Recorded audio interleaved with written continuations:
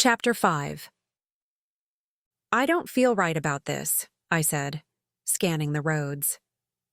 I know what it feels like waking up married to a stranger. Just keep your eyes peeled, it's nearly time. Lenny said. Time for what? Time for us to hit the drunken jackpot. He said, rubbing his hands together. We'll start at the bureau first, it'll be feeding time as we head back. Do you have to make it sound predatory?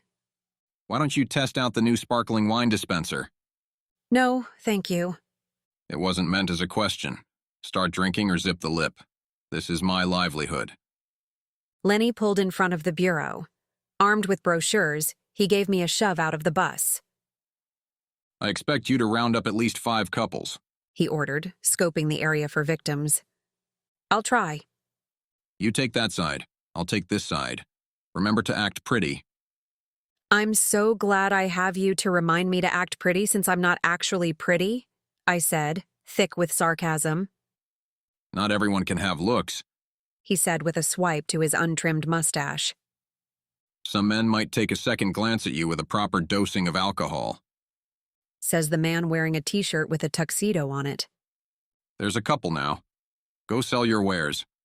My arm might have flailed a little wide as I veered toward the couple, leaving Lenny sputtering for breath and me happy. I had the couple in my sights. They already had papers in their hands and were ready to get married. They weren't even wobbling or slurring. Hello, I'm from All Celebrities Chapel, I said, handing them a brochure. We'd love it if you'd choose us for your happy day. The woman was about to respond when Charming swept the brochure from her hand, letting it flutter to the ground. A beauty such as this must be married in luxury and style befitting a princess. My beauty, allow me to escort you and your prince to Fairy Tale Chapel in a carriage fit for such happy bliss. Your dream wedding is only minutes away. She giggled with a blush. Her husband-to-be gave Charming a once-over, but couldn't say no to such a happy wife-to-be. They followed Charming to the pumpkin carriage. Charming turned back with a smirk. Luck is against you tonight. And every other night. This was a dismal night. Frankie plopped onto the waiting room couch. The Fairy Tale Chapel had their staff out in full force. Lenny said. They even went so far as to use Lenny's tactics, I added. Luring random people off the street? Frankie asked. Lenny sighed. It's a sad day when my tactics are used against me. The Fairy Tale Chapel has 10 times the staff I do, Frankie said. There's no way we can blanket the town like they can. We need a new strategy. Maybe their staff will only flood the streets on the weekends. Perhaps we can beat them during the week to cover the difference, I said. I'm sure we can get Maya to help. It's a thought. Frankie puzzled. You contact Maya and anyone you can think of to help. I'll come up with a promotional gimmick. Lenny, think about how to make the bus more alluring. It's got lights, music, and free sparkling wine. I don't know how much more alluring I can make it. We're a vacation hotspot for gambling and drinking. You already have drinking covered. Try something with gambling, Frankie suggested. Lenny's eyes lit up. I have just the thing, He said, racing out the door. I'll have it ready tomorrow. This could be bad, I said. We have to play all angles until the competition is over. Let's see how his idea works tomorrow night. The next day, I headed to Sergio's moped to scope out different casinos. I should probably start referring to it as my moped since he left it for me to use and I doubt he's coming back. Ms. Nadia Wolf? A man asked with a pleasant accent I couldn't place. When I nodded, he said, I am Tete Kamara. I am with the Sierra Leone government. He held out his hand for me to shake. I shook the offered hand. What can I do for you? You're a long way from home, I said, taking in his accent, white flowing outfit, and darkened skin that brought out a pure white smile. I had a feeling he was here about Ian. Why else would an African government employee be standing in Frankie's parking lot? I dislike having to be so straightforward. I am here about your husband. Do you know where I can find him? I shook my head. Why do you need him? It's a delicate matter. I'd rather not discuss it in the open. Do you know how I can get in touch with him? I hate to admit it, but I don't really know Ian. I don't even have his phone number. We were only married a day before he took off to Africa. I don't know where. I'm assuming Sierra Leone, since you're standing here and he's not. Surprise flashed on his face before he asked, You have arranged marriages here? No, just stupid people. Needless to say, I haven't heard from him since we married 3 months ago. I don't expect him to contact me anytime soon. My thoughts briefly remembered the postcards, but they wouldn't help the man find Ian. Should I give him a message if I hear from him? Do you have a moment to speak privately? I'll tell you the story. There's a story? There always is. It won't take up much of your time. Perhaps, given the facts, it might open a way to help Ian. I'm heading to a casino right now. Why don't you follow me? There's a cafe close by where we can chat for a while. He nodded his assent. Would you care to ride with me? I eyed the air-conditioned luxury sedan. Thank you, but I have to drive there anyway. It's only a few minutes away. My jaw dropped to Grand Canyon depth. What do you mean Ian stole a necklace? It must be a mistake. The man gave a small smile as though he'd heard that statement countless times before. The Matahari necklace is not just a necklace. It was mined on private land that is known for its beauty.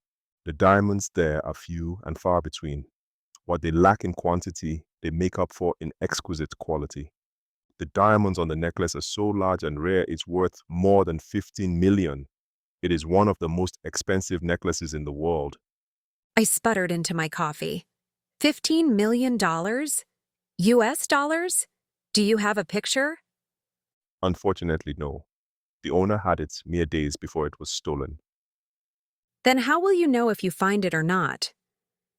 If you saw it, you would know. It's like no other necklace in existence.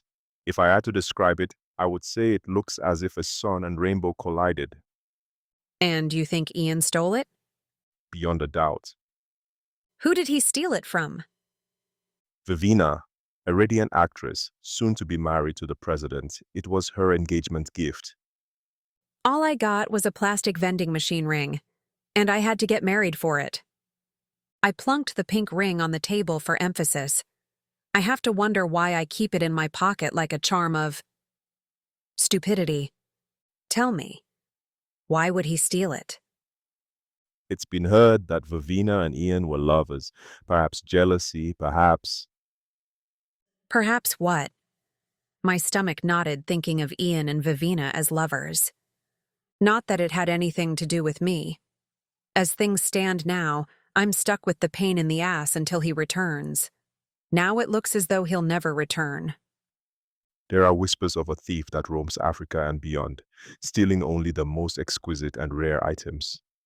I swallowed hard. I was told Ian traveled to faraway places, never stopping, never working. Is this how he funds his travel? Tete passed me his card. If you hear from him, please call me. I'll be in the area for a while looking into other leads. I pocketed the offered card and watched as he departed. Thoughts swirled through my mind.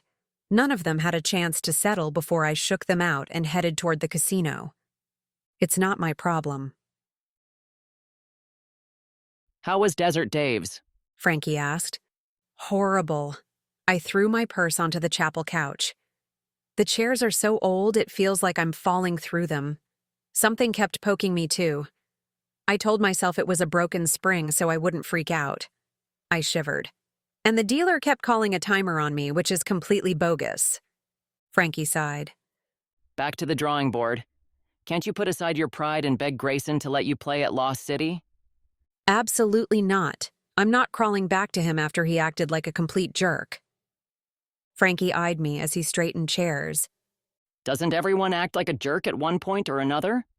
I chewed on my lip. I told him. About Ian? I nodded. How did he handle the news? I sunk into a chair. That bad, huh? Worse. It's Saturday night. Frankie exclaimed, pacing the waiting room floor. We have to make this night count. Maya, you ride with Lenny. Hopefully you can persuade more customers than Nadia did. I narrowed my eyes. Nadia, I have posters, flyers, brochures. Flood Vegas with them. Tape them up. Pass them out. That assignment was much better than having to ride with Lenny. Poor Maya. Danny, you'll stay with me. Vivian and Bernie will be the witnesses as usual. What do we do if Charming steals our customers? Lenny asked. Am I allowed to? He swept out his hands with open palms, suggesting his willingness to do anything to stop Charming.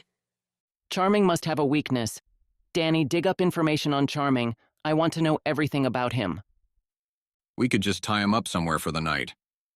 We're not abducting him, I said firmly. Frankie nodded. No abductions, but perhaps he's allergic to something.